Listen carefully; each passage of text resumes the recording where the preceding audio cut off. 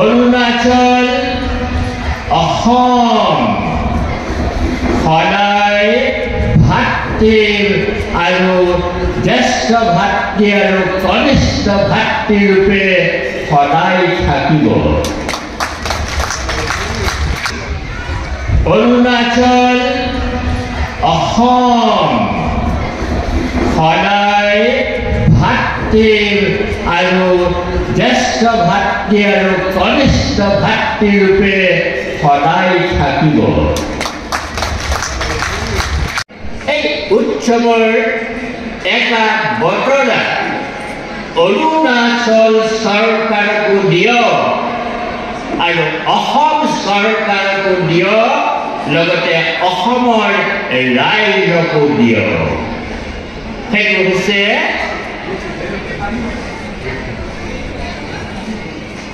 স্নেহৰ অৰুণাচল, মাই hill so strong। এই অৰুণাচল আৰু অসম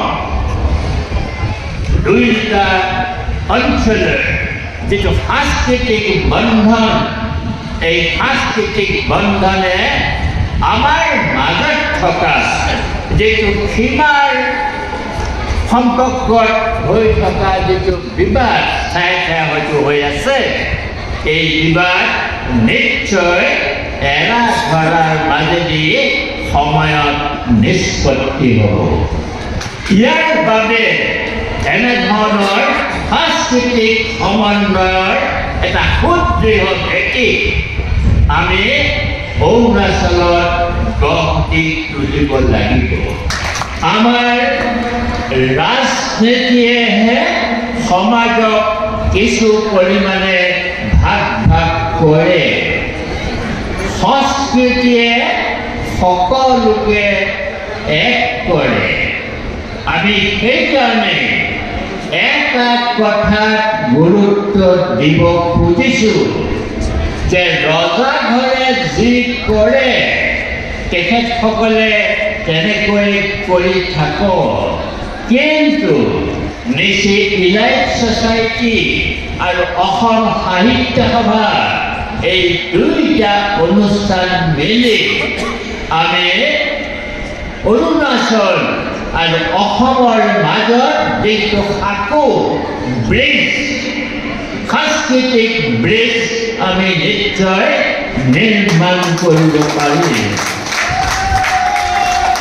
এই যিটো সাংস্কৃতিক ব্ৰিজ নিৰ্মাণ কৰিবলৈ হ'লেও আমি কিন্তু এটা কথাত গুৰুত্ব দিব লাগিব, সেইটো হৈছে আমি আৰ্থিকভাৱে সক্ৰিয় হ'ব লাগিব। অৰুণাচলৰ যিটো অৰ্থনীতি, এই অৰ্থনীতিৰ দুনিয়াটো কিয় দিব লাগে, এইটো হৈছে আমাৰ অসমৰ ডেকা শক্তি ইয়ালৈ আহক, কাম কৰক, লগতে নিজৰো উপকাৰ সাধন কৰক আৰু এই ৰাজ্যখনৰো যিটো অৰ্থনৈতিক বিকাশ, এই বিকাশ কৰিব পাৰিব বুলি মই অনুভৱ কৰোঁ। মোৰ দৃষ্টিত আজি দুদিন থাকি মোৰ এটা অনুভৱ হৈছে অৰুণাচল এখন ফ্লাৱাৰ গাৰ্ডেন, এখন ফুলনি। যদি এজোপা ফুল থাকে ব্লুমিং ফ্লাৱাৰ, সি আমাক আকৰ্ষণ নকৰে, কিন্তু যদি তেনেকৈ ফুল ফুলি থাকে সেইখনক আমি স্বৰ্গৰ কানন বুলি ভাবোঁ।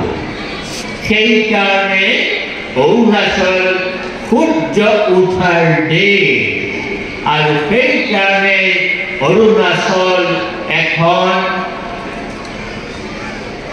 গাৰ্ডেন, বাগান, ফুলৰ বাৰী, আৰু এই ফুলৰ বাৰীয়ে ভাৰতবৰ্ষ তথা অসমৰ বিভিন্ন লোকক সদায় আকৰ্ষণ কৰি আছে আৰু ভৱিষ্যতেও থাকিব। যেতিয়া দুখন ৰাজ্য ওচৰা ওচৰিকৈ থাকে তেতিয়া সাধাৰণতে ব্যৱসায়িক দৃষ্টিভংগীৰে এই যিটো প্ৰব্ৰজন অহা যোৱা এইটো চলি থাকে। তাৰ যোগেদিও ৰাজ্যখনৰ আৰ্থিক যিটো অৱস্থা সেই আৰ্থিক অৱস্থাটো সুদৃঢ় হ'ব পাৰে।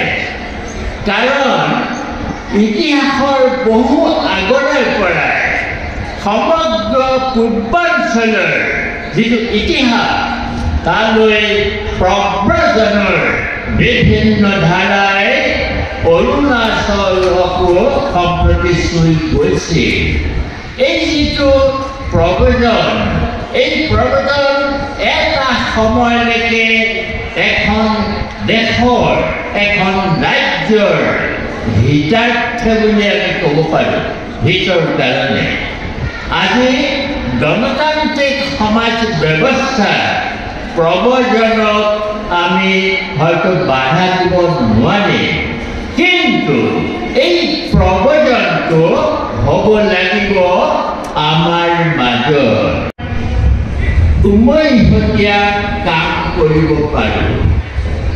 বিশেষকৈ নিচিসকলৰ যিসকল ছাত্ৰ ছাত্ৰীয়ে ইতিমধ্যে হিন্দী ভাষাত তেওঁলোকে সাহিত্য ৰচনা কৰিবলৈ যত্ন কৰিছে, সেইসকলৰ উদীয়মান লেখক লেখিকাৰ ৰচনা অসম সাহিত্য সভাই অসমীয়া ভাষালৈ অনুবাদ কৰি প্ৰকাশ কৰিব পাৰিব।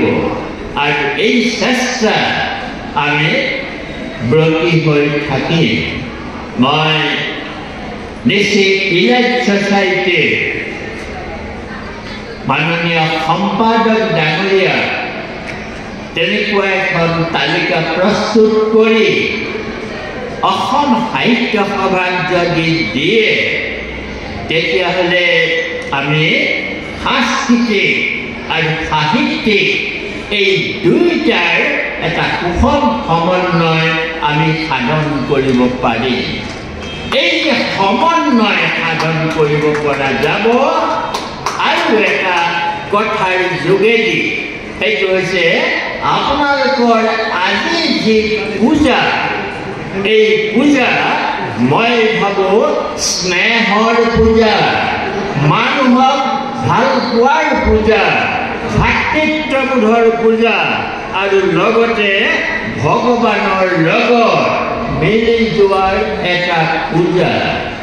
ভগৱানৰ লগত যেতিয়া আমি মিলি যাব খোজে এনেকুৱা পূজাৰ যোগেদি আমাৰ মাজত কোনো ধৰণৰ ভেদাভেদ নাথাকে। খ্ৰীষ্ট আৰু এই উৎসৱ দেখি আমি সঁচাকৈয়ে অভিভূত হৈ পৰিছোঁ। 2 দিনৰ কাৰ্যসূচী চাই মই অনুভৱ কৰিছোঁ যে এই উৎসৱৰ যোগেদি মৰম স্নেহ চাৰিওফালে বিয়পি পেলোৱাৰ এটা ব্যৱস্থা। আৰু মোৰ এনে লাগিছে যে এই মৰম আৰু স্নেহ এই দুটা লাভ কৰিব পাৰি। আৰু যদিহে এনে উৎসৱৰ যোগেদি আমি মৰম চেনেহ লাভ কৰিব পাৰোঁ, আনক বিলাই দিব পাৰোঁ, তেতিয়াহ'লে এখন সমাজৰ ভাতৃত্ববোধ সম্প্ৰীতি যাক আমি কওঁ ফ্ৰেণ্ডশ্বিপ বুলি, এই ফ্ৰেণ্ডশ্বিপ গঢ় লৈ উঠিব পাৰে।